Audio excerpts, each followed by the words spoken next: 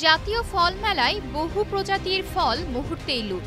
মেলার সামনে শাপলা ফুল আকৃতির ডিসপ্লেতে সাজানো নানা রকম ফল লুটপাটের একাধিক ভিডিও সামাজিক যোগাযোগ মাধ্যমে ইতোমধ্যেই ভাইরাল হয়েছে।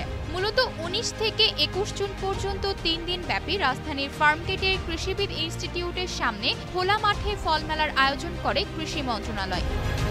গত শনিবার ছিল এই মেলার শেষ দিন, কিন্তু শেষ হওয়ার পরপরই দেখা যায় দর্শনার্থীরা হঠাৎ করে লুটপাট শুরু করে দেন। এতে বিশৃঙ্খল এক পরিস্থিতি সৃষ্টি হয়, ক্ষতিগ্রস্ত হয় বেশ কয়েকটি স্টল। বিশেষ করে কৃষি সম্প্রসারণ অধিদপ্তরের বিশাল স্টলে থাকা বহু প্রজাতির ফল মুহূর্তেই লুট হয়ে যায়। মঞ্চ ও প্রদর্শনী স্টলের সামনে সাজিয়ে রাখা দেশি বিদেশি নানা প্রজাতির ফল দেখতে দেখতে হঠাৎই কিছু মানুষ এগিয়ে গিয়ে ফল নিতে শুরু করেন। এতে অন্য দর্শনার্থীরাও হুমড়ি খেয়ে পড়েন লুটপাটে এবং সকলেই একসাথে লুটপাটে অংশ নেন।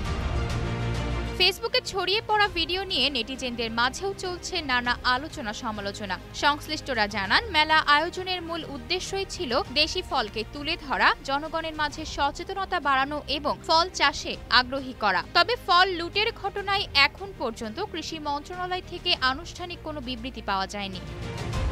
আয়শা অর্থী, নিউজ ডেস্ক, গ্লোবাল টেলিভিশন।